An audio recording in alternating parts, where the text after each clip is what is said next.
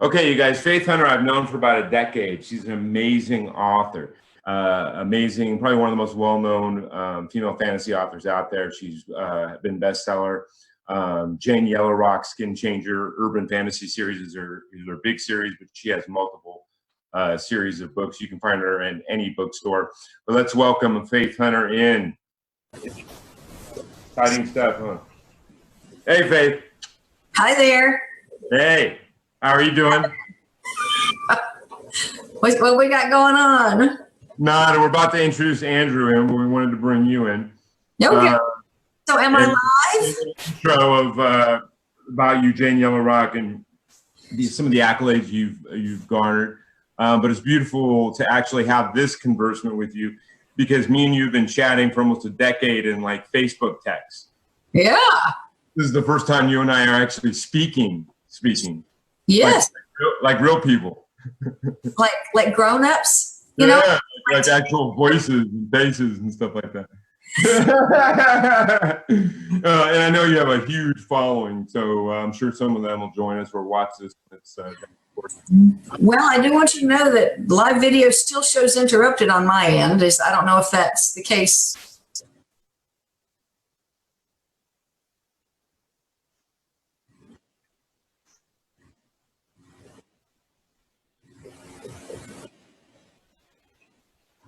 Okay, I am there. Oh, because the one you shared is now non-existent. Right.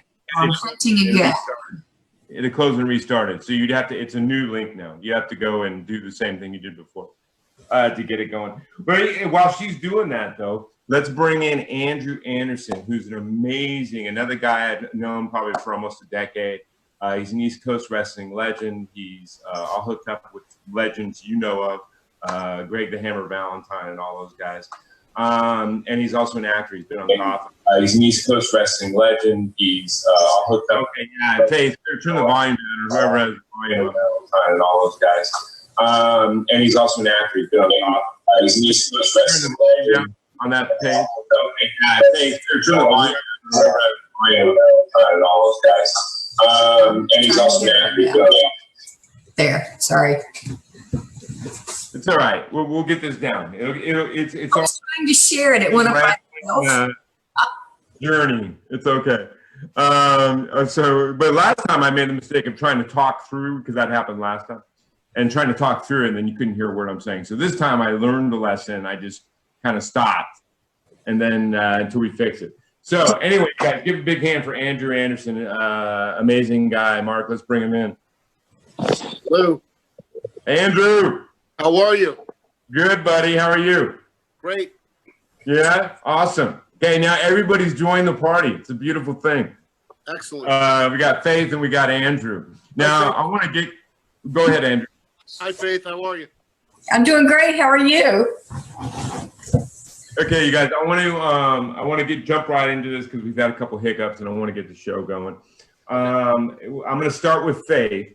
Now, Faith, what current project has got your fancy, your passion, your intensity? I'm sure, like most artists, you probably have multiple things you're juggling, but besides kayaking or things along those lines. But what book or art are you working on that's really got your passion going? Today I finished number 13 in the Jane Yellow Rock series. And for people that don't know about it, she's a shape-shifting, badass woman that goes around and in an urban setting takes care of supernatural menaces. Yeah, she's sort of a monster hunter while being a monster herself in a lot of ways. Yeah, very much so, man. Faith is a very talented author. If you have not checked out any of her work, go to any Barnes & Noble or any bookstore or Amazon or any of those things, and it would be very easy with a few strokes or wander down the sci-fi aisle to find her books. Now, that series has been going on. Does it ever get difficult for you to be coming up with new directions for that character? Yes, all the time. It's horrible. But I mean, I can imagine with that long of a series, trying to keep it fresh and dynamic. I really have to reinvent my character. She has to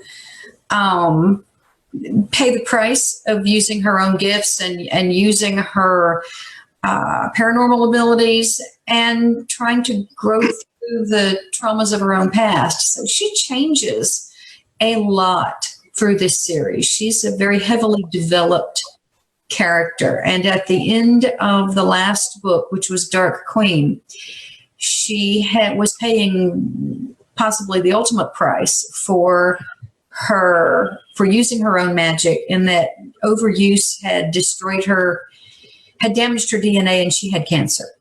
So that's the way we left the end of Dark Queen. And so people are like, oh my God, that's a cliffhanger. So people are like, and that's the book you finished. The next one is the one you said you just finished. The next one I just finished. Well, that's awesome. She's still alive. She's still alive. Yay! We're going to get back to that in a second, but in the meantime, hey, Andrew, what are one of the things, I know me and you have talked, but for the people listening, what are some of the intense passions that you have going on right now? We all know that you wrestle. We all know that you do that. But you're trying to get into acting. Well, other than, always, I'm always open and receptive to any types of auditions and new roles in acting, because the bumps, as we know, they're a lot easier on the body than pro wrestling. Right now, I'm trying to bring pro wrestling to Cuba, the first wrestling tour in 63 years. So I'm trying to bring a wrestling tour to Cuba. So we're working That's out. very, very beautiful, man. It's also creates more relations, and a lot of those people, it gives them entertainment. And You know what? I know they have a lot of poor people there, and so it probably provides them with a lot of release. That's what wrestling did for me when I was young, man. It provided me. I was a loner, and I was like, didn't really relate to people very well, or other kids my age. And, wrestling was always one of the ways. That and kung fu theater was one of the ways for me to escape. And that novel reading, but it was one of my ways. For me, it was comic books, Famous Monsters of Film and Magazine, wrestling. For me, it was basically the same thing. I was growing up. I was in sports and everything, but I was more of a loner too. I was the first kid I had to be in at 1 o'clock to watch in New York, whatever horror movie was on at 1 o'clock on a Saturday afternoon. Oh, Vincent Price's Horror Theater. Yep. Yeah. I watched. That's what I referenced a second ago. That it would be that followed by Kung Fu Theater. Kung Fu Theater right afterwards. Yep. Yeah. So that's great. And this is the connection I saw between you two. Yeah. Was that there's a lot of kids out there, young ones, young girls, young boys, that maybe are not the most socially skilled, maybe not the most have the most friends or buddies or whatever. And both things that you do, wrestling and novels, for me personally, like my best friends were whatever novel I was reading, and then stuff like wrestling that allowed me to escape into those worlds. And I'm sure there are thousands and thousands and thousands and thousands of kids that use those same tools to surrogate their loneliness, to escape. It helps you deal with. It helps you cope, and it helps you find your place. I guess when you're growing up, we're going through puberty and everything else. I mean, you identify with certain characters.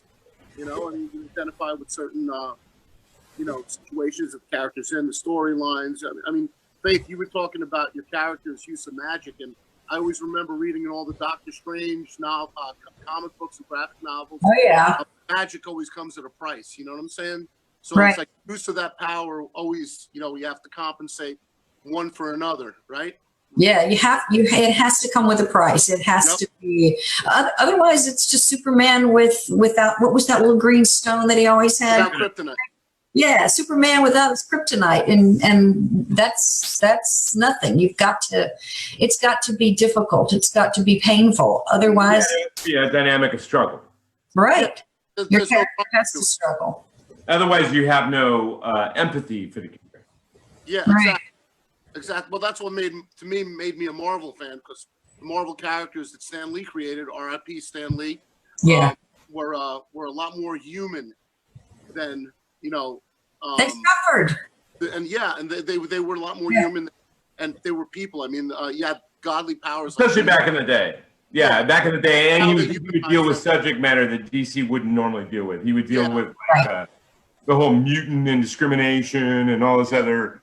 Now he did it in interesting ways, like mutants and being discriminated against mutants as opposed to in real world other races or whatever along the lines. But you knew what he was trying to tell. Yeah, exactly. You knew what he was getting, the point he was getting across. So. Yeah, exactly. And it's. I think those things are needed also from just a social commentary standpoint. Of also those things teach our youth social skills and understanding when they venture into those realms. I always advocate to people, I don't care if you read People magazine, read something. Reading is, anytime you're stimulating your brain like that, you're creating new pathways and you're forging use of intellect and use of thought processes, which will... Use of language. Use of language. I hate to see what's happening with the bookstores going out of business left and right. Everything. I mean, look, I even know. I only buy books. I don't do the I love books. I don't crap. I like real book in my hand. Exactly. I like to have an album or CD. I don't like to download. I like to read the liner notes. It goes back to reading. Yeah. Now, Faith, what did you say a second ago? It got cut off. I don't remember. I have no idea. Oh, I remember. Yeah, I do too. The reading gives young people, especially, the ability to use language, and that develops our IQ. That develops our intellect. Without reading, we stagnate. People stagnate. They don't continue to develop and continue to grow. And I don't want to be the person I was when I was a teenager. I want to grow up and keep growing up for as long as I live. Yeah, I always have trouble when I because when I first started writing was now 28 years ago or something. One of the first older writers I met, he said, "Do you want to be a writer?" And I said, "I want to be a writer." And he said, "Well, a few things: read a lot, write a lot." That's what he said. And so whenever I meet writers that tell me they don't like to read, I'm like, I'm not quite sure if I want to read any of your writing. If you're doesn't like to read, that doesn't really. It's like a filmmaker that doesn't like to watch movies. Exactly. Yeah, I mean, because it's like you gotta. I mean, if you're not watching or taking in whatever your thing is, it's like a wrestler wrestling that doesn't like wrestling. I mean, it's kind of backpedaling against what you're trying to do. But anyway, okay, so let's move on to the next thing. We'll start with Andrew. What is a future future goal, future project that either you're already starting to work on or you want to start working on? Or well, I'm looking forward to a certain project called Blade and Blood. Which that's nice of him. That's my favorite film that he's cast in. That we're working on funding right now for. It's based on one of my short films. It's got his bio on it. You can go check it out, bladeandblood.com. But let's not get too much into something that's mine, man. Yeah, no. Right now, it's not interviewing you guys, not me, man. So, hey, listen. Name something else that you're excited. Yeah, we're working on a reality show right now. Myself, I don't know if you recall Japanese pro wrestling manager Sonny Ono. I don't. He managed in WCW. He managed the cat Ernest Miller, who played the Ayatollah in the movie The Wrestler with Mickey Rourke and myself. Gotcha. The cat Ernest Miller in WCW. He managed quite a few guys. He manages Ultimo Dragon right now, all over the Indies, and in New Japan, Japan. I think it's Wrestle One in Japan, and a bunch of other promotions. But Sonny's on it with me, on board. He plays the Japanese businessman. I play myself, obviously. So you're trying to do a documentary about this gentleman's life, or? No, it's actually almost a crazy spin-off of sort of spin on picture Ozzy and Jack's World Detour, except with a bunch Except of wrestling. wrestlers, with wrestlers and managers. It's and, like a reality show. Yeah, and we have You might have to edit that quite a bit with the kind of stuff you all get into. you don't know what you're I've seen some of the photos you guys put up, man. humanity. And Yeah. throw all that in the mix, and you add my manager, Matty Rock, who is a character in and of himself, and he represents a cigar company, Jonathan Drew Estates, John Drew Brands. So he brings in a unique perspective in it, and the guy's got a tremendous appetite, and he's not exactly a large. He's a big guy, but not a large person, if you know what I mean. He can eat. So his ravenous appetite is involved in it. Some of the So you're trying to put some humor and stuff like that into it. yeah, and we have also add into the wrestling factor. Besides the wrestling factor, you add in Shorty Rossi from the Pit Boss. So Yeah, I got you. Yeah, so the TV show, the reality show. And I don't know if I could say this right now. Can I say something a little? He adds the dick punch to it because of his size. So You're talking about like Jackass and stuff like that. yeah, a little. He has a little bit of Jackass kind of stuff. to it. Although he wouldn't have said that if he. Well, there are a ton of wrestling fans out there. Even when I said these two shows, I immediately was nailed with a bunch of people in love with Faith, but I was also nailed with a bunch of people that, even some of Faith's own fans that are really into wrestling. I even saw some of Faith's own fans kind of making references to wrestling, I think one of your guys. Good old wrestling. Yeah. Okay, so if you want to get, we're going to have links for everyone, for Faith and websites and all that kind of stuff, and for Andrew at the end of the show when we post it, there'll be links in that. So if you want to get connect to these people or go look at what they do, you'll have that opportunity to do so when we finish the show. We'll post it with all those links. Awesome. So if you want to get involved and help, maybe support or financially, or become a producer with some of what Andrew does, I'm sure you'll have that opportunity to see. But I want to jump to Faith.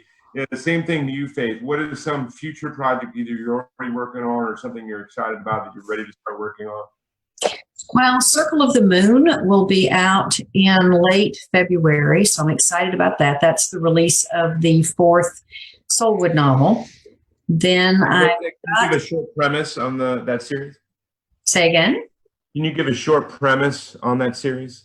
Nell is a one-off, or she starts out that way, a one of a kind. She is a character who can use the earth and the power stored in the earth to do what might be considered magic, but she is also an escapee from a polygamous cult, and she works, by the 4th book, she is a probie for the Psychometric Law Enforcement Division of Homeland Security, and she tracks down bad guys who are monsters or have paranormal abilities they're misusing. So that book this will be the 4th in the series coming out.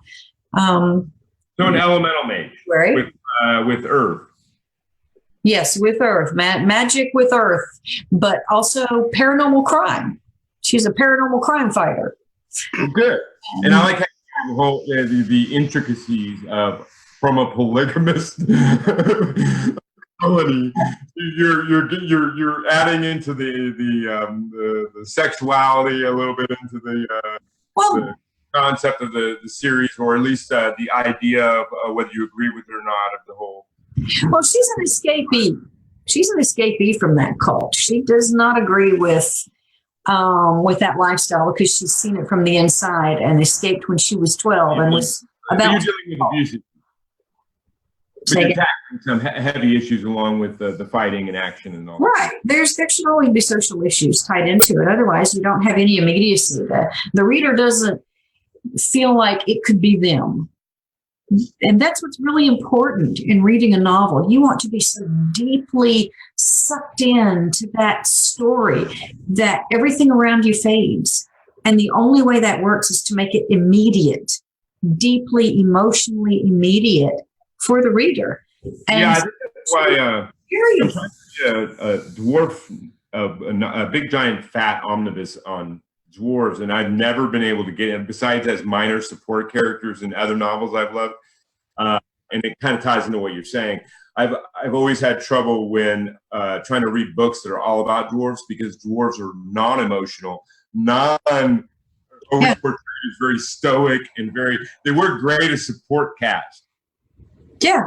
When you're trying to write a novel about the entire, like that's all you're getting for 400 pages is non-emotional, very stoic, very don't communicate a lot. I'm like, I was trying to figure out why much trouble trying to get through this book, and then you just said that, and then it made me think it's because it lacks, because of the way you write a dwarf, it lacks the ability to have empathy, because there's no emotion ever shown, there's no heaviness ever shown. But back to what you were doing, how is that series going? Is that series doing well? Well, I started out with a 3-book deal, and they Penguin Random House bought 2 more books in that series and 2 more in the Jane Yellow Rock series. So at the moment, I have contracts for 5 of the Soulwood books and 14 of the Jane Yellow Rock. So you're very prolific. So it's you write even one-handed. You type very quickly. Well, not today. I sort of socked the banister and dealing with the. Hey, everyone know Faith has some anger issues. Clumsy issues, and I can always use a manager. I can always use a manager with me if you want to get some frustration out. I'll throw somebody over the ropes. You can choke them out. When I want to get rid of frustration, I'll run a good Class 2-3 river. You know. Yeah, Faith. Andrew. Faith does a lot of kayaking. You do one of those, I know. Do whitewater kayaking. My husband and I travel all over the Southeast mostly, although we've been out to Denver and a couple of other places to paddle, and enjoyed it, and still enjoy it, and will continue to enjoy it. It's a passion. It's actually a lot more fun than writing, because at least I'm outside and I'm not by myself and sitting at my desk in my pajamas drinking tea and writing. Yeah, I hear you. Yeah, but at least you're prolific. I mean, there are some authors out there, and I will refrain from mentioning them, that literally takes them like 5 years to come out with a book, man. I'm like, I'm looking at you, George R.R. Martin, and remember, it's not like he's been sitting on his hiney. He has been really. I think he likes being on TV sets too much. He's got all that. He's got that TV show he had to push. You know, it's not like you and me. I don't have anything else to do. So yeah, I will admit, if somebody bought Jane and paid me a bucket load of money to produce her, I would probably slow down my writing schedule. Well, he'll be directing it, right? Who would that be? Direct the adaptation of that. But then there's that guy, Name of the Wind guy, who everyone says all he does is spend all year long going to every single convention that there is. And he's come out with 2 books in like 12 years or something like that, 13 years. I forget the guy's name. His Name of the Wind and something else. And they were very high prized. They were both really critiqued well, and a lot of accolades thrown his way.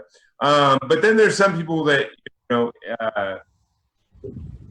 I think it also has to do with just who you are as a person. There are people with these insane work ethics that just want to keep producing, keep creating, and keep doing those things. And then there's people that get opportunity to kind of sit on their laurels and kind of enjoy the accolades out of it. Well, then also there's the fact that people get sick, their families pass away, or they have to take care of their families. Writers have the exact same issues dealing with job situations and floods. And to be able to write a full-time novel, if you have a full-time job, that's almost impossible. Right. I've been trying to do it. I work 5 days a week, and I'm trying to play a talk show, and I've been trying to work on my novel, and I end up having no energy by the time I get home from work. Exactly. And I did that for 25 years, 2 full-time jobs. I worked as much as 90 hours a week. I was nuts. but I did it for the fans. But I'll be honest with you, at this point, I'm not working that hard. Yeah. You still I'm put not out sitting on my laurels. It's not sitting on my laurels. put out books pretty fast. I do it for my health. All right, so we're gonna start. We're gonna go to the next thing, and then and soon, maybe 10 minutes, 15 minutes, we'll take a little 5-minute break, and then we'll come back with the second half of the show, round table portion, where I just bring up about life, and we do kind of a round table thing. But okay, so what has been so far, and we'll start with Faith. What has been so far one of the most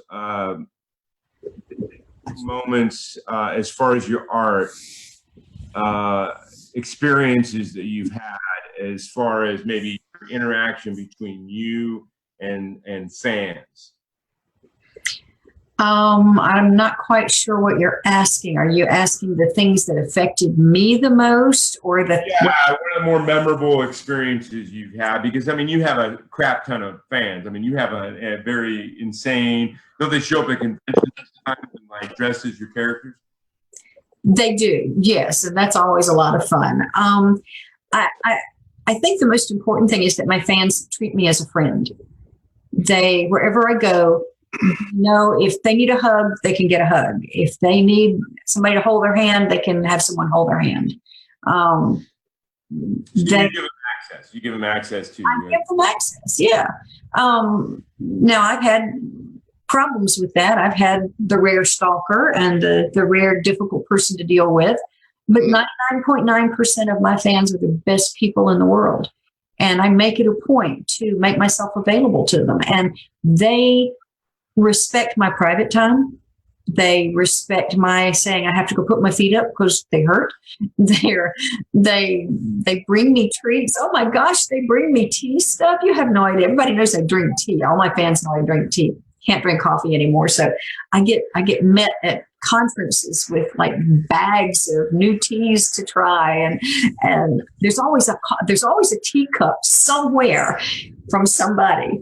And they take good care of me. They make sure that I have no sense of direction, none. And all of my fans know it. And so they help me get from place to place if I don't happen to have a handler who pushes me through the right doorway at the right time. But I guess the best thing though about my fans is that they understand when I can't meet their expectations. Most writers right now most publishers are asking writers, I should say, to turn out at least 2 books a year. So it's a book every 6 months. And I just explained to my friends that it's hard. And if you want to make it quality. Yeah, exactly. To turn out books that are 115 to 140,000 words each, and to do good quality work, I need 8 months. And there is, they tell me, oh no, I can't wait that long, but okay, your health is more important. So I think that's the best thing, is that they respect my creative process and my need to even take a vacation and go recharge, and they don't give me a hard time about it.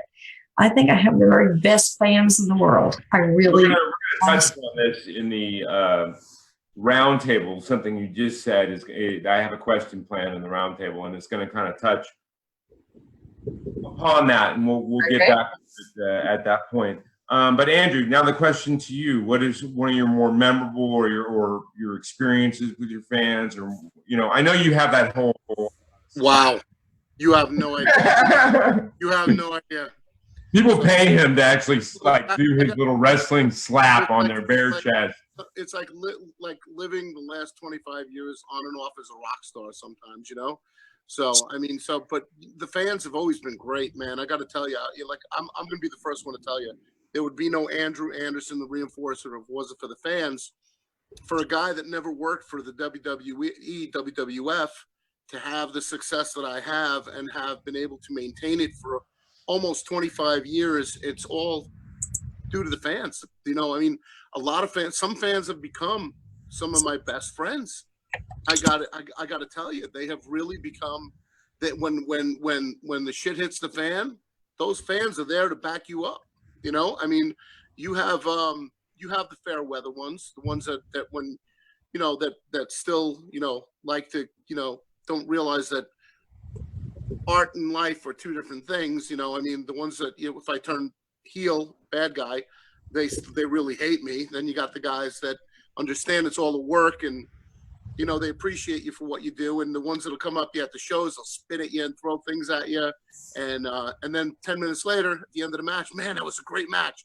Man, that was a great match. It makes you feel good. I mean, even though you want to kill them at that moment, you want to hop that guardrail and say, what was in there? I hope that was Mountain Dew in there and not pee, because, I mean, in this business, I've seen it all, So yeah, I mean, it's a rough and tumble business. What you listen, do. I wrestled in Puerto Rico where fans were throwing cups of something. I said to my tag team partner at the time, I said to him, Thunderbolt, Mike, God rest his soul, Mike Thunderbolt Norton. I said, Mike, what the hell? I just think I just got hit with a beer. He said, beer? That was piss. I said, oh my God. Welcome to Puerto Rico. So yeah, that's only ever happened to me once, and that was at a Rocky Horror Picture Show when people were a little too crazy. Yeah, they were a little, but over there with the crazy stuff. The Caribbean, the fans of the Caribbean were insane, and in Mexico, I mean, they were out of control. But for the most part, the wrestling fan in general, they're the most diehard fans. I compare wrestling fans to Trekkies, the Trekkers, or whatever you want to call it. Yeah, the Star Trek fans. I mean, they're loyal. They know the business. They understand it. They understand what you're going through. And look, I mean, I've gotten this July and August. I mean, I was with a friend of mine, and I met a fan at in Syracuse, New York, at the Salt City Comic-Con. I was signing for Scott Wilder Promotions, and it was a really good Comic-Con, a lot of fun. And this one fan came over, and he ended up helping us with the table because we were shorthanded. So our handler hired him to be a co-handler with us. And the guy obviously he knew somebody, so he knew he was safe. But eventually he'd take me out for like a tour of the convention, because every now and again you sit there for hours, for 4 or 5 hours. I'm sure you know what it's like, Faith.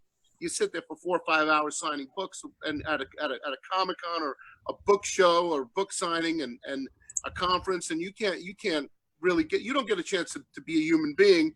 You're basically a signature and a handshake. So, absolutely. Yeah, so I try to get out there and I try to walk around, and people are like staring at you. They look at me like the freak show just came to town. You know what I'm saying? 23-inch arms. 6 foot. Big guy. You're a big guy. Hair, yeah. So, and if they don't know you're a wrestler, then when they see me, they don't know who I am. They know I'm somebody, but they definitely know I'm a wrestler. That's the one thing I've been lucky that I can identify with that. So it's a blessing and a curse. But the fan was following me around with this other guy that was with me, and the handler, who was also a fan.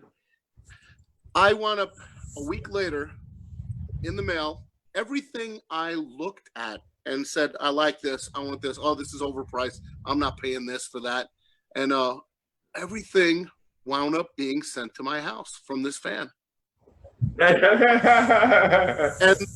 the handler, the handler, who was also, like I said, he was also a super fan, but he was a hell of a nice guy.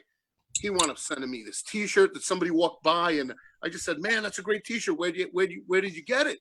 And he said, "I got it at a vendor at so and so corner at the convention." So I went over, and the vendor didn't have a double X for me, and I said, "Ah, man, this kid went out and got it, found a double X and sent it to me." And I mean, it's little things like that, that are really cool. I mean, and you've been blessed. I mean, you also have the ones that come and a lot of the boys will tell you, and wrestlers are notoriously cheap, and there's the ones that expect from the fans, and because fans have a tendency to buy you drinks at the bar, and they pick up your tab at dinner, and that's really cool. But sometimes you just want to do things on your own. You want to be left alone, and that's also true for the most part. That's what Faith alluded to, that knowing when she needs her alone time. Yeah, wrestling fans are pretty much respectable and respectful like that also. I mean, okay, I got a funny story to tell you about.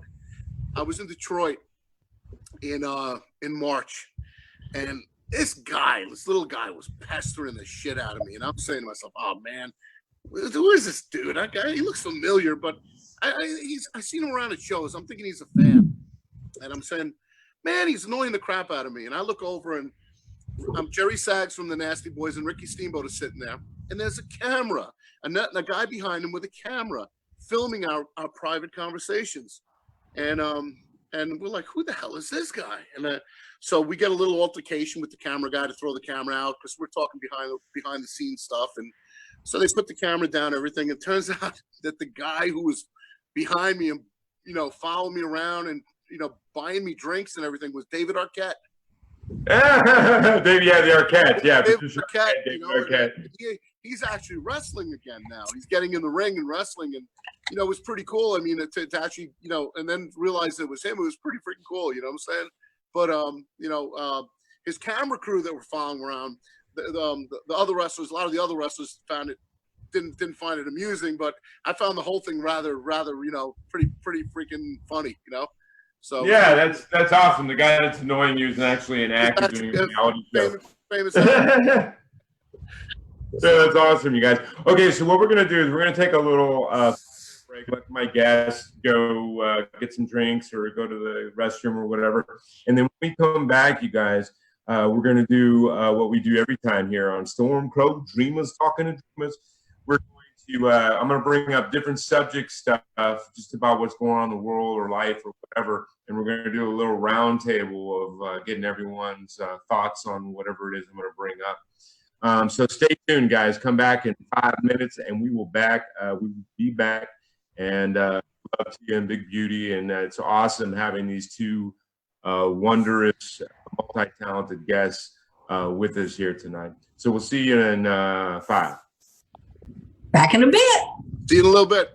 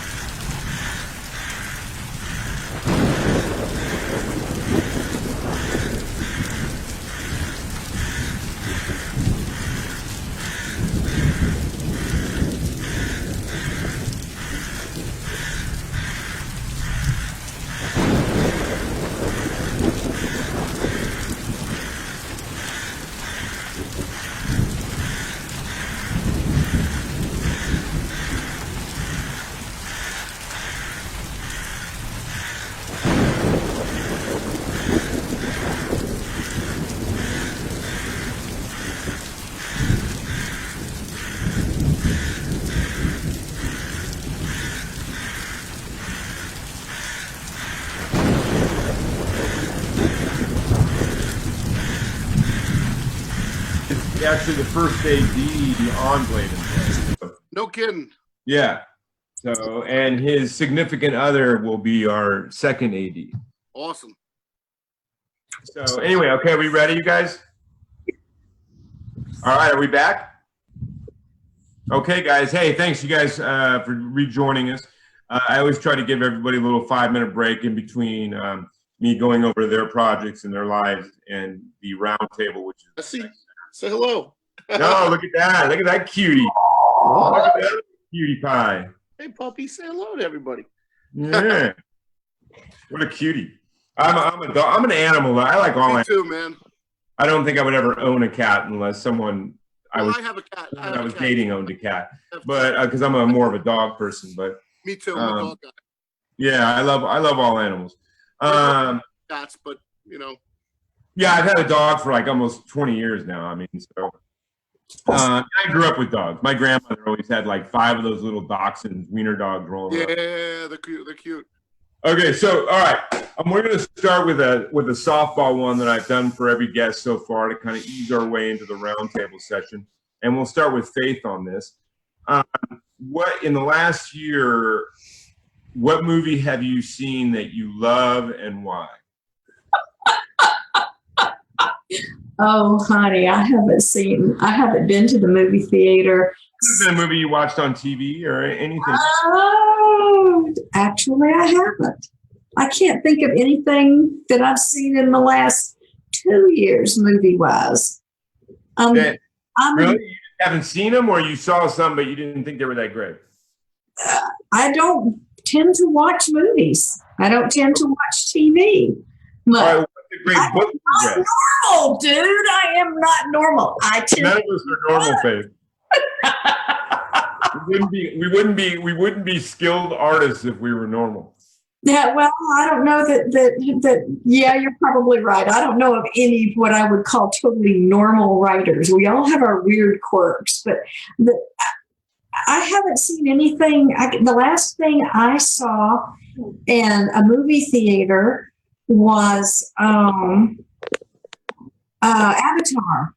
How's that for so long ago? Wow. I actually love Avatar, though. The second one's supposed to become. I don't know why the second one has taken so long, because they did the first one for a sequel. I mean, there was a sequel planned when they did the first one.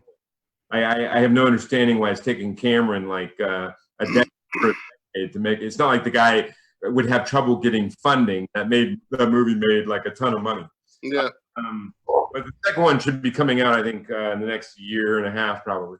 But that's a great movie. That first one was a great movie. And what I've always said is, if you put actually great writing, actors a lot of times to me are only as great as the writing handed them. Yeah. Otherwise, they would be writers, right? I mean, like the only actors I've ever seen that are brilliant off the cuff and making stuff up on film are usually also writers in their own personal lives. You know what I mean? True. And yet writers get absolutely no credit when it comes to, or hardly any credit when it comes to making the film the great thing that it is. Unless they're filmmakers as well, like a Tarantino or whatever it is. Oh, yeah. But it's very few and far. Like, and I agree with you. And a lot of times on film budgets, when studios are wondering why their films didn't do well, and they actually had the writer pegged as the lowest amount of money they wanted to spend, right? Getting some kind of hack studio writer to like just put together a script in like 30 days or whatever it was. You can tell because the dialogue sucks. Yeah, and then wonder why they didn't for film. To me, when you're getting a brilliant writer should be your first. I mean, I'm a writer and a director, so it doesn't really apply to me, but writer should be your first. That's why Clint Eastwood, who has won so many awards as a filmmaker, he's not actually a innovative filmmaker. He's not like a guy that's created shots or does all these amazing things with camera, lighting, or whatever. But what he is good at is he always picks really, really damn good scripts. Yep, absolutely. You know what I mean? knows that and he understands that, and he goes and he only shoots stuff that has just been amazingly written. Mm-hmm. Yep, I totally agree. Yeah, I've had the blessings of working on 4 of his films, and Wow. that guy is an amazing guy. He's what every person in that position should emulate. He's big. You and I had a conversation yesterday. We had this conversation about He's big on everybody being treated with respect, which is and equal. rare in film. Usually, there's like everyone's trying to shit downhill in film. For whatever reason, their egos or whatever. But Clint is very huge and big and will fire people if he hears talking down to anybody, whether it be the crafty guy or the background actor or whatever it is. He's big on everybody deserves respect. And, so that's amazing. Well, in lieu of that, Faith. Just can't do the movie thing.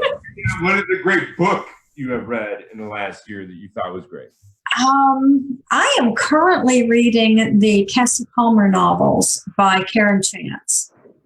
They that name sounds familiar. They're paranormal urban fantasy with a lot of time travel in it. And since Jane does a lot of time travel, short bursts of changing time, I thought I needed to read somebody else. And these are really good books. I've enjoyed them. I've enjoyed the new time travel novel by David Coe. I think it's Timesvale Children of Timesvale or Timesvale's Children. That one was wonderful. And I think there's going to be 4 in that series. So that's fun. And let's see.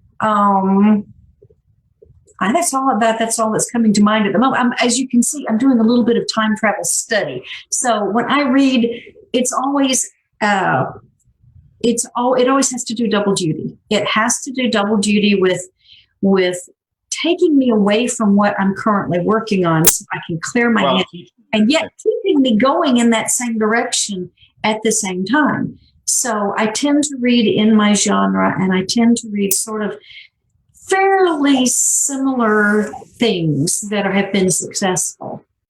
I hear you. Well, I think I told you this already. I mean, larger awards people in your genre can win is the David Gemmell Award.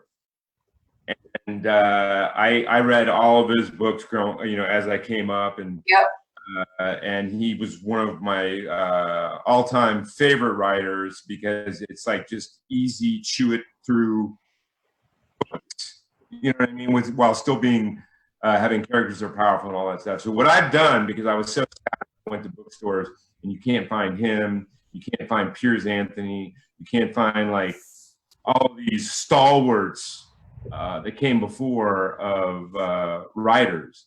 And so what I'm doing now is I've been reordering a couple at a time, rereading them, and then putting them on my bookshelf, on which I'm going to keep, hopefully eventually have his entire collection.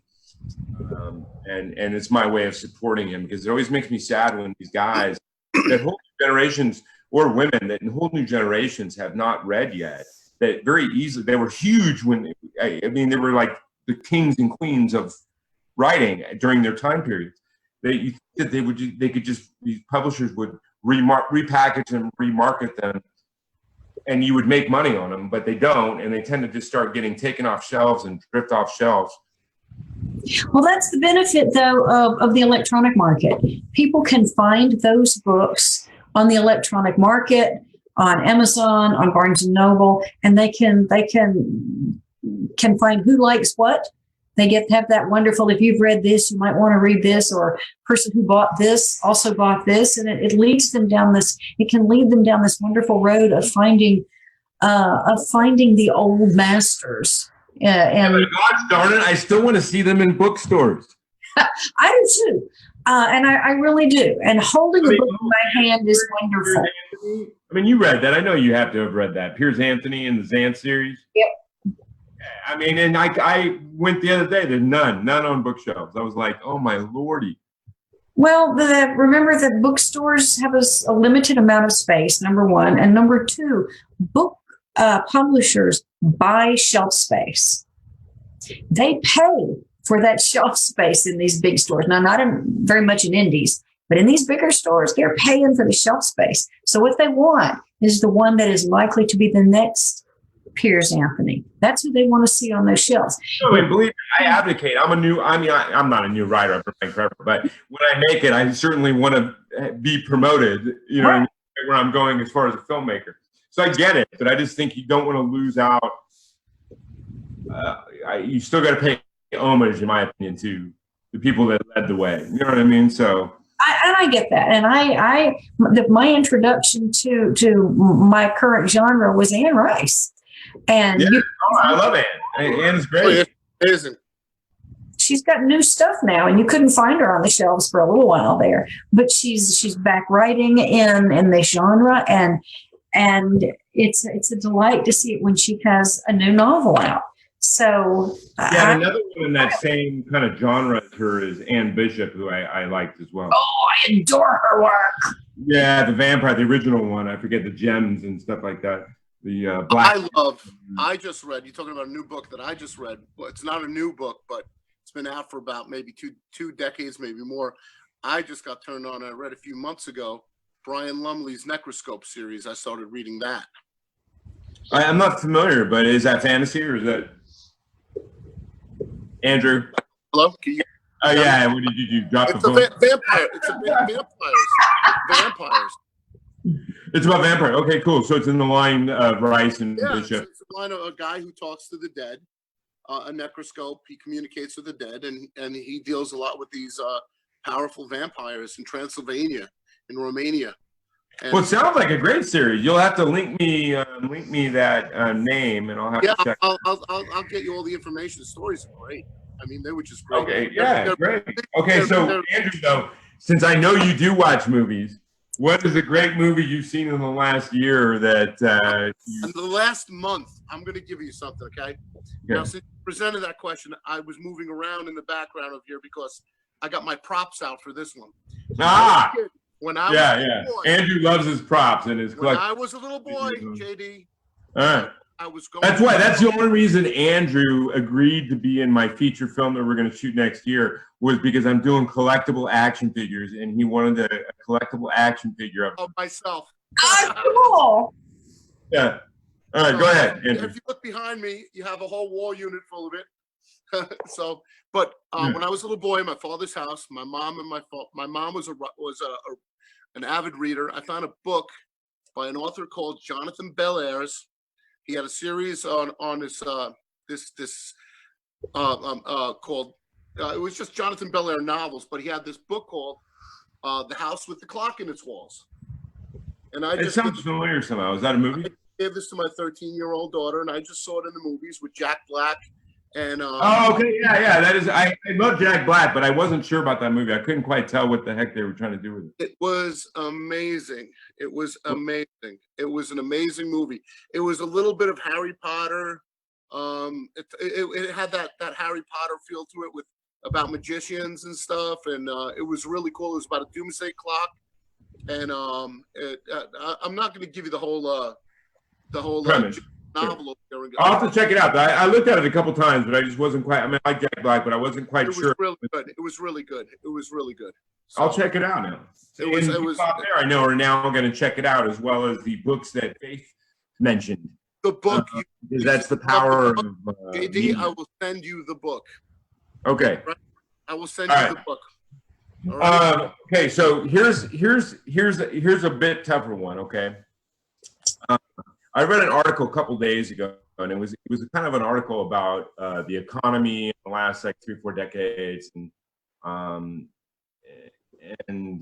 this author wrote it, felt that a lot of our struggles as an economy were derivative of this, and how he said it was just very detrimental. But I like the way he presented it.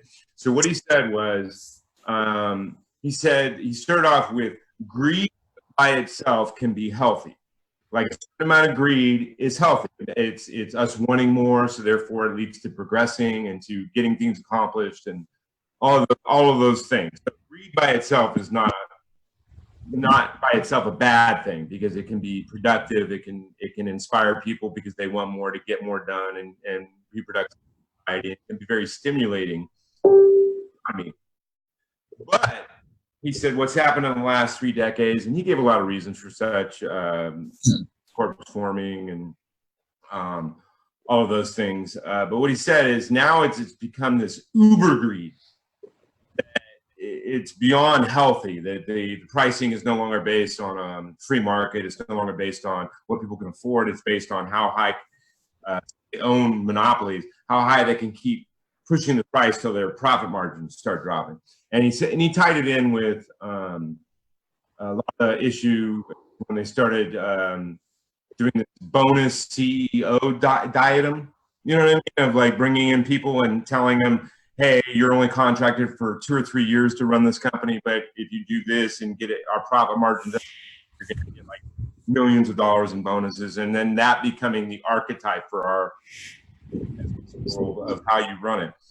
But what he was saying was uber greed is very unhealthy. Where we are now has become this very unhealthy for our economy, because cost of living keeps going up, but wages don't. And everybody trying to get squeeze as much out of it can is not only unhealthy for them from a spiritual standpoint, but unhealthy for the economy, unhealthy for the world in general, because most people, the majority of the population, are on the middle class to poor realm. So this mentality of the super greed has been very destructive, is what he was saying.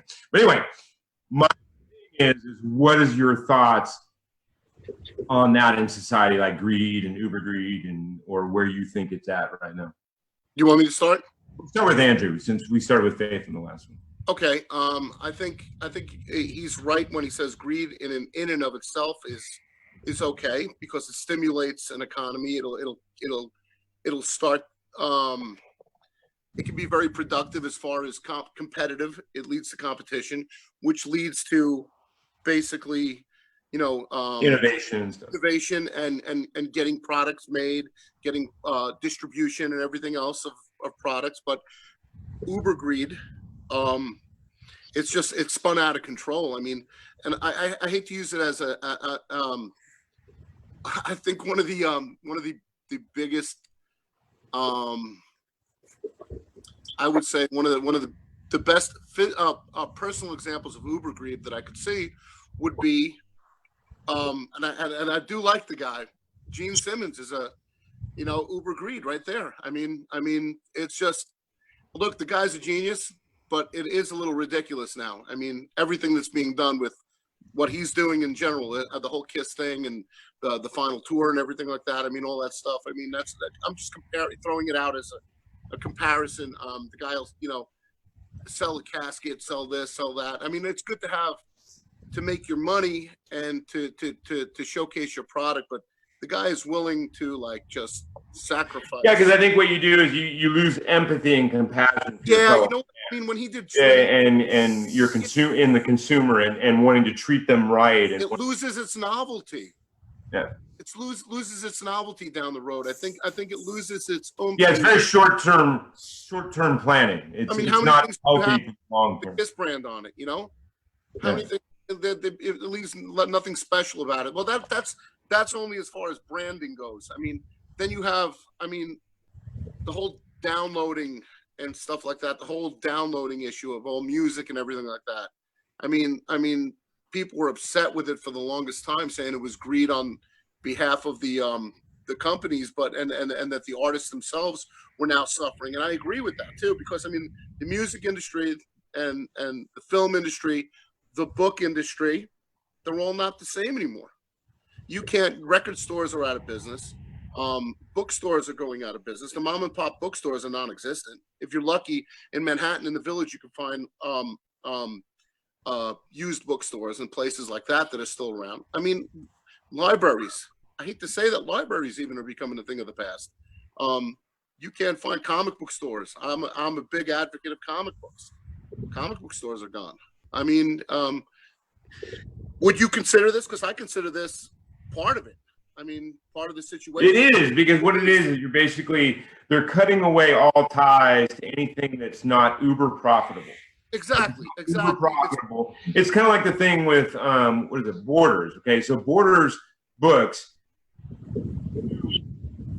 for a long time, for several years, that if they kept up the same business plan, that they were going to go under. They kept opening up more and more and more and more stores. Yep, stores. Yep. But they were doing that so they could sell shares, so they could, the people at the top keep making money. But the problem was that they could have very easily shut down the stores that weren't making money, because they still had many stores that were highly profitable. If they wanted to, they could have shut down those stores and stayed at a smaller company size and been very profitable, been very whatever. But those guys didn't want to do that, because they wanted to keep it up, burning it up, burning it up, burning it up. So at the very end, the people at the top could take away a bunch of bonuses and all that kind of stuff, and then selling all their email addresses, their customer base, everything else to Barnes and Noble, and making too. But then it ended up closing all Border bookstores, costing I don't know how many jobs of people. But now, what they started out with was Walden Books. Yep, that was originally Walden Books. They started out with the mall-based small bookstore that was placed in a place where people shopped. People like mall. shop as much as they used to. That's one problem. They sit in, we all sit at home in front of our computers and our jammies and do our shopping online for a huge amount of stuff that we used to go out and walk around a mall to buy. And there was the bookstore, and people would stop in and they would buy things at the bookstore. And Walden Books had an absolutely fabulous business model for a very, very long time. They had people in the store who actually read books.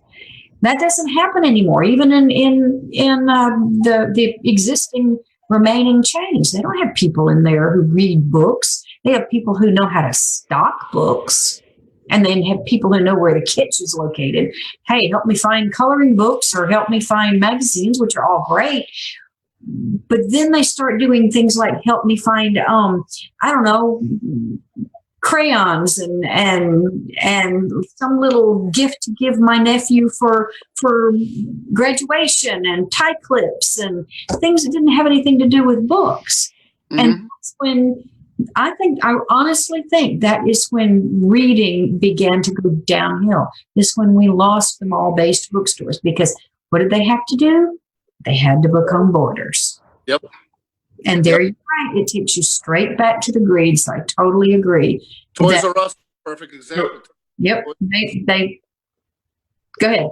They could have kept a small amount of the stores open that was still successful, that was still making money, but they chose not to. Now there's, from my knowledge, Toys R Us is still in existence in Europe and in Canada. But the same concept. They knew for years now that if they kept expanding and kept all those stores open, they were eventually going to fold. Doing something about it and closing just the ones that were not profitable and keeping the ones that were profitable.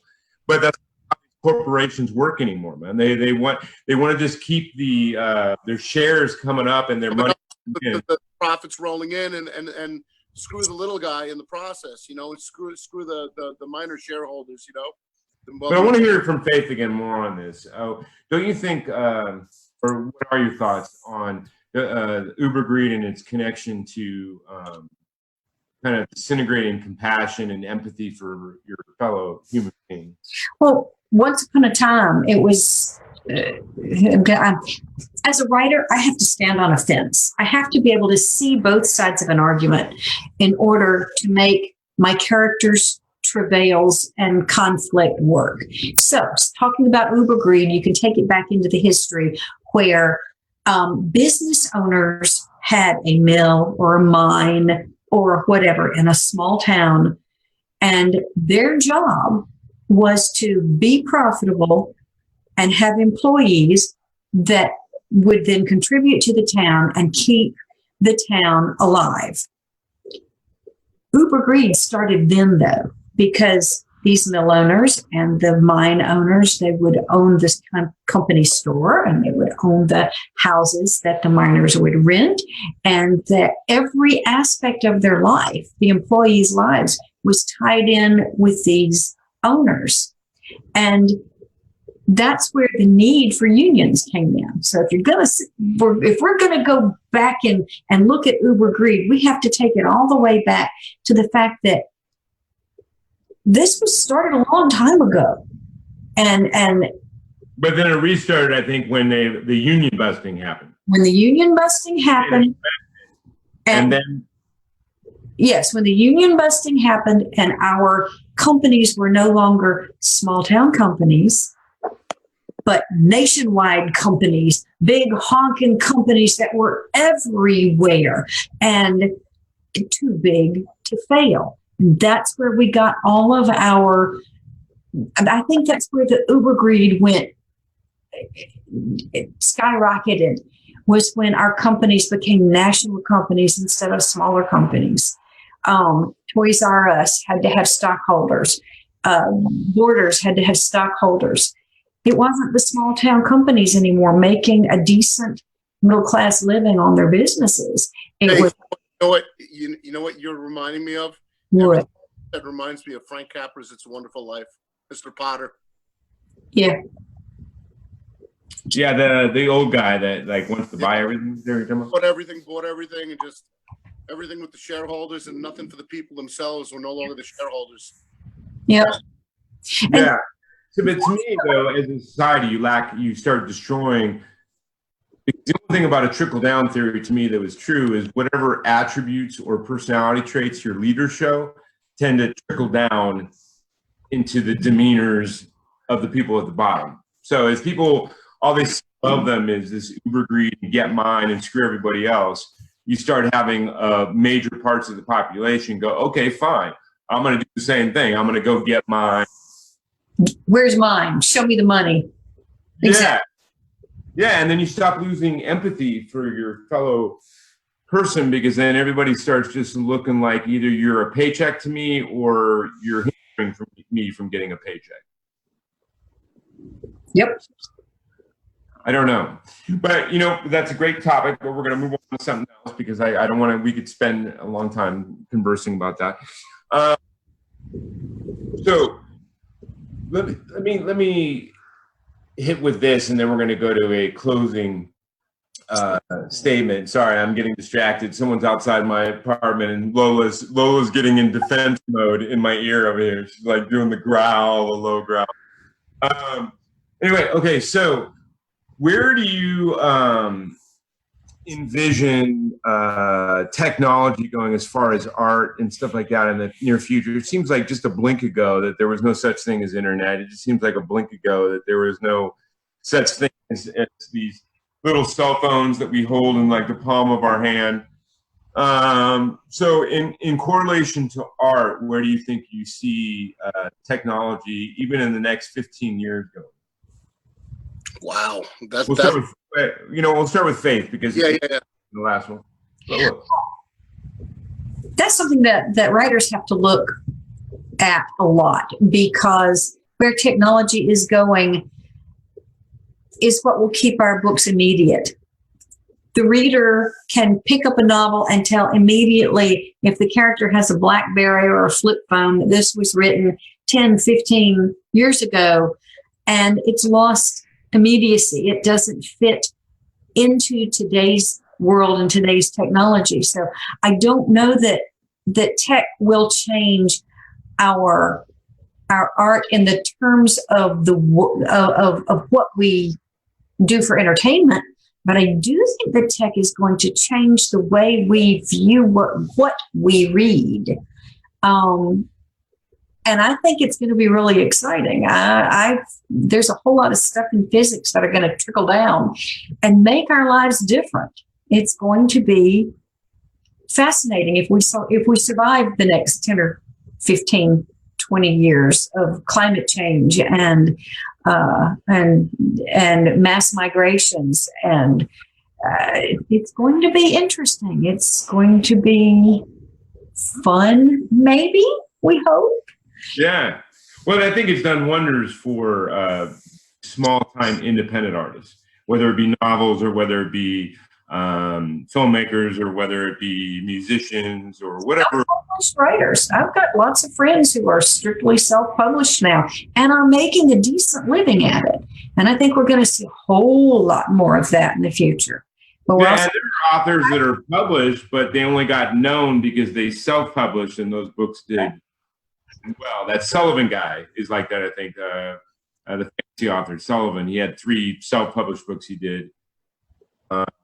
And then those blew up so big that he ended up getting a publishing deal, and I think his books are now. And an equal number of writers are walking away from publishing deals because they make more self-publishing. Because they can sell direct. If they sell direct, they sure do. So I think it depends on your model. I don't want to self-publish.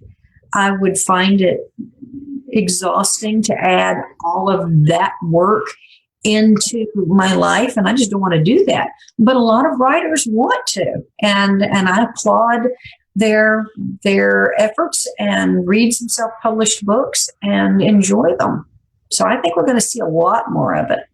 I hear you. I've got too many varied interests to want to do that with my films. I have video game designs. I have novel stuff I want to work on. Songs I've written. I got too many things to try to want to have to like basically run my own distribution system. Although if I could hire someone to do that, then I might do it. But anyway, okay, Andrew. And same question. Well, look at it this way. 30 years ago, you would have. I'm going to put wrestling into it, like Faith put the book industry into it, writing industry into it. Years ago, you had wrestling on in New York. It was only on channel 9 WWOR TV. After midnight, you had it on WTVS at 6:05. Ted Turner with World Championship Wrestling or Championship Wrestling from Georgia at the time. I remember seeing that. Yep. It was on really late, like 1 in the morning. Yep. And then you would have the WWE would be on WWOR channel 9, and you'd get AWA on ESPN. And that was only after cable came. So you look at it now, and then also, so wrestling was a novelty, and all you'd get the books, the wrestling magazines on the shelves, and the shelves at the time, the books on the shelves at the time. What you read in the books, the feuds, the storylines, the wrestlers who were debuting in different territories. This already happened 3-4 months ago. They were 3-4 months behind what was actually being shown on TV, and what you saw on TV was very limited. You didn't have main event matches. You had just squash matches, building up characters, build up a territory. Well, all of a sudden, a few years in the future, you have cable. You have the Monday Night Wars between WCW and the WWE on TNT and USA Network, and you have all main event matches now. Trying one company trying to outdo the other. Go another 20 years ahead in the future, and where you have it now, you have the WWE Network that owns all the footage. So you, as a wrestling fan, you could basically get whatever match you had seen anywhere, anytime. They're buying up all the footage, even from the indie companies now. They're looking for content for their network. So as far as that goes, and now it's the future is making a lot of art. As far as pro wrestling as art, if you want to look at it as art, it is. It's storytelling. It's bringing it. It's making it available to everybody, and it's making the history of pro wrestling available to everybody. So everybody has that at the tips of their fingers. Now I don't know what's going to happen down the future. Is the internet going to crash and all technology going to go, and we lose everything? I don't know. I still like to have a couple of hard copies of all my pictures and photographs and photo albums. Although now they're piling up after some 40 years. But really, artwork as far in general now, it's at the tip of your fingers. Comic books, you can get old comic books online. You can get everything online. It goes back to what you were talking about, the greed, sort of, that everything is available now, and everything you can pay for everything, and you can get everything on in a mass production on electronically. Is it great? I think it's wonderful, and at the same time, I think it's sad. We do lose community because we lose community, and we lose, and maybe I'm looking at and our connection to others. You Because can how many times did you connect? How many times when I was a kid did I connect the workers at the bookstore I always went to? Yes. Yes. And the people, other bookheads that I saw there, that were there every time I went. You know what I mean? So it was like the mom and pop stores. You know, when you were a kid, they knew you by name. You don't have that now. You don't have that now. I just think there's a happy medium. As got humanity, we have a tendency of just going in extremes, man. We just have a tendency of going way over there and then way over there, and then it'd be nice if we could find some kind of middle ground where we stay with our connections and our ode to what has come before and keep some of that. And then, like a perfect example is this, man. When I was moving out, I moved to Texas to help my mom. So I was with my mom for a couple of years. My stepdad was passing, and my mom was dealing with surgery. When we were leaving, when I was moving into my own apartment, she sold her house. She tried to hand me this giant thing that was like this big, and she's like, "This is an electronic can opener that opens it 5 different ways, and you push this button and then program the little computer to like do this and do that." I'm like, I looked over and I just grabbed the little $3 can opener. It was like, I think this will do, Mom. I don't need all. So I think sometimes what I'm trying to say about it is sometimes advancing technology is good. Sometimes it's not even needed. That the original thing or the original concept didn't need to be improved on. It was great in itself. Fix it. Yeah. But I agree with you. I think the internet has helped writers, has helped wrestling, has helped artists, has helped filmmakers, has helped people for you to connect with someone in Japan, even though the likelihood of you ever going to Japan is non-existent. You still now all of a sudden have friends in Japan. My fan base is worldwide. Yeah, and so, but I would just like to see us also keep some of the things that made us human and made us connect with others. You know what I mean? I just. Mm-hmm. I don't know if I have an answer, but I think somehow if we could middle and have some of both. You know, we become all or nothing society. Yeah, and I just think that's always the wrong answer. I think any extreme is always pretty much the wrong answer. I agree. Okay, so we're gonna do our wind it up. This has been an amazing night. And then Mark, I'm sorry, I usually get Mark to throw more in, but. You guys are like so amazing. I've been lost. Mouthy. We're mouthy. Mark, is there anything you'd like to say to our guests at this point?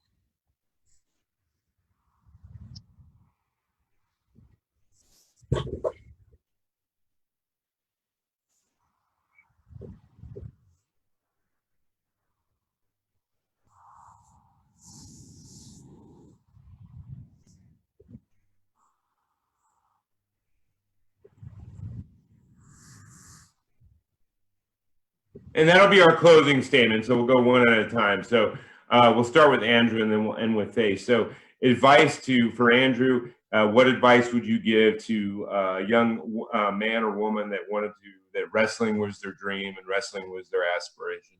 Well, certainly it's a difficult business. It's not for everybody. If you're already an established wrestler and you're trying to make it in the business, I would say develop your own character. Do something original.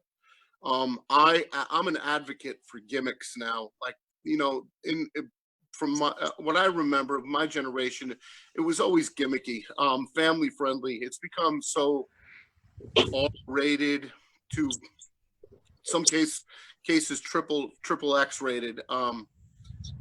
I'd say so.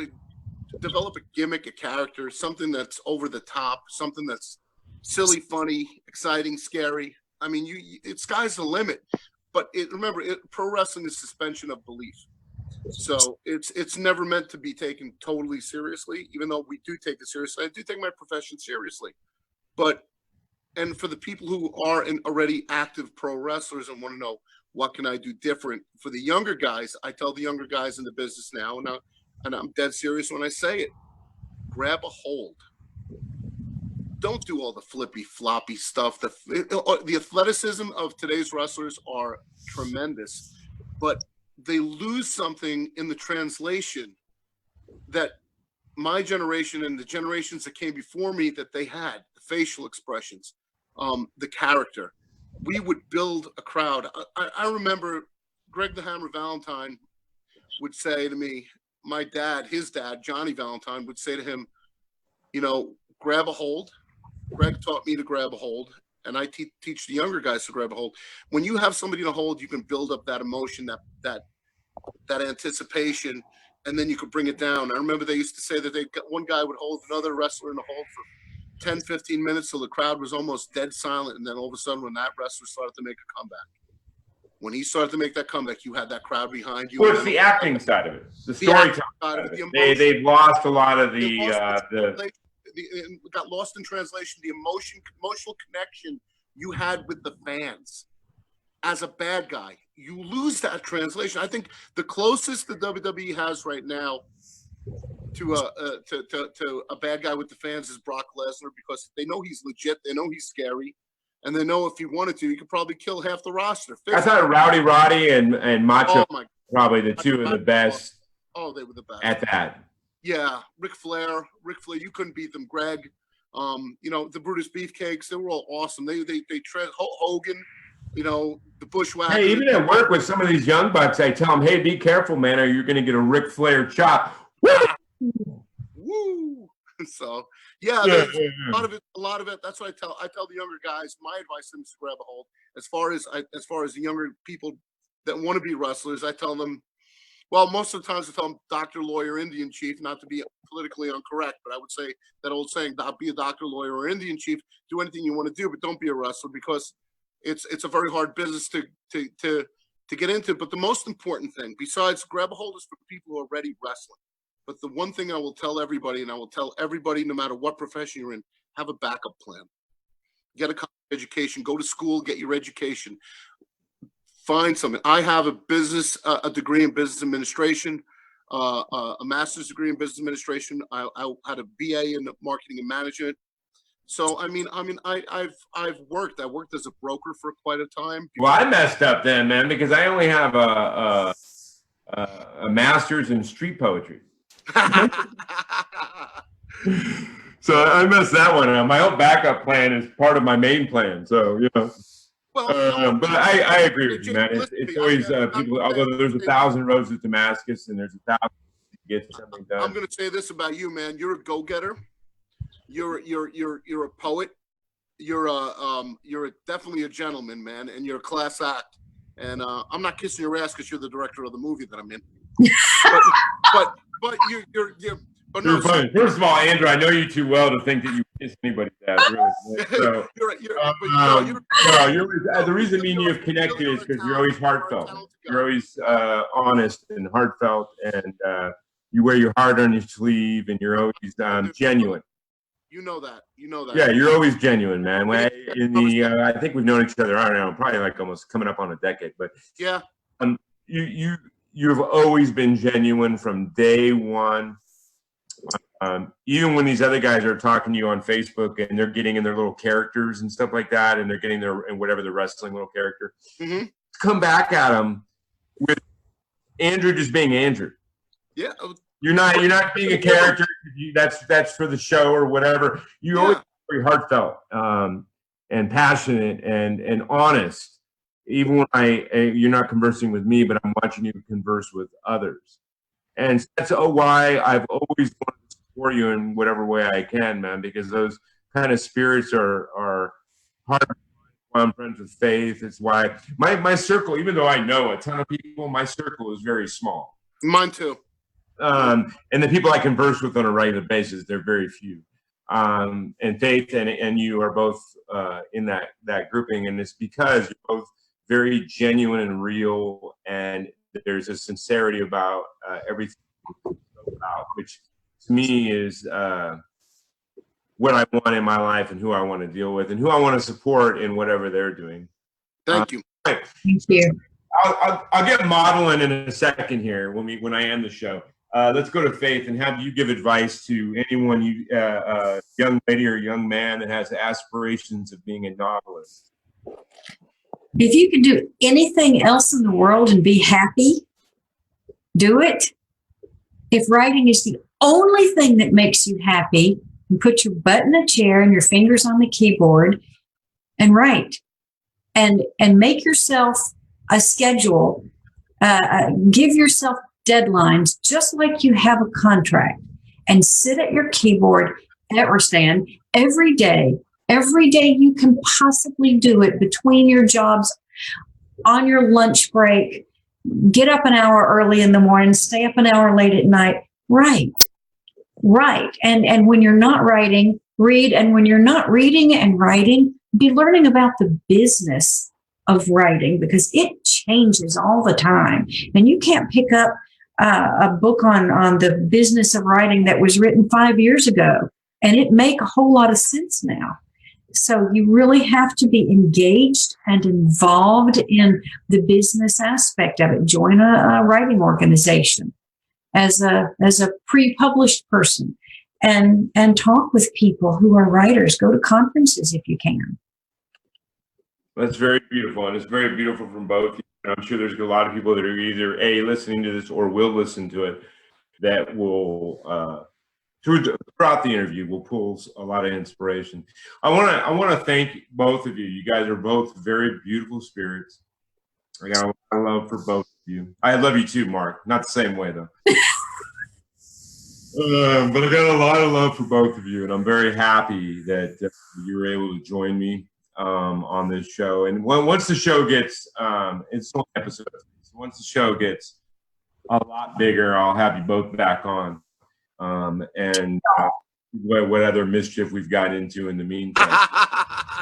But it's very beautiful. Even when I start shooting a feature, I'm going to still make sure the scheduling knows that every Thursday night I'm going to be putting a spotlight on some artists, and so I can't work, because I think it's important to do stuff like this for artists, spotlights, and that other artists are not their competition, but their brethren and sisters. You know what I mean? And to advocate other talented people and shine the light on them. I think it's important to do that as an artist, to help out and point out other talent around you. So it's been a beautiful experience for me, and I'm glad you all have been a part of it. And it's been an amazing night to converse with both, and you as well, Mark. Did a wonderful job getting it. and let's not forget Lola. Lola. And what's your pooch's name, Andrew? Excuse me? What's your pooch's name? Jesse. Jesse? Okay, and then Jesse made a cameo appearance, so we'll cameo, yeah. Some love too. And I thank you, Andrew, for the compliment. I think you just gave me a compliment. I was off meandering in my oratory, so I kind of missed it for a second. But anyway, I want to our fans and our audience and the fans of our artists that are watching a beautiful night and love. This is StormCrow, and this is Dreamers talking to Dreamers, so it's about dreaming. So keep dreaming, keep creating, keep chasing, keep envisioning, and you are the captain of your own boat. If you want to get something done, as Faith said, just do it. Don't wait for someone to talk you into it. Don't wait for anything else. Those things in the world are accomplished by someone just getting on their own 2 feet and start stepping. So this is also where I would put, once when we start getting sponsors, this is again where I would put whatever they got going on in their company. Next week we have some amazing guests. It's going to be my first musician episode. We have Julian Shaw Taylor, who is also in Blade and Blood. And he's an amazing guy. He's in the most well-known Depeche Mode cover band in the world. They get flown all over the world. He also had songs on major films like Maleficent and stuff like that. He's going to be amazing. And then we have Rachel Meredith, who's an upcoming brilliant singer and actress, and absolutely beautiful. So that'll be next week. But anyway, big love to Faith, big love to Andrew, big, huge likes to Mark. We're almost on the love, Mark. We're almost there. Have some champagne or something like that, it'll go right over into that realm, man. But anyway, big love to you all, you guys. Have a good one. This is StormCrow, Dreamers talking to Dreamers. Keep dreaming. See you.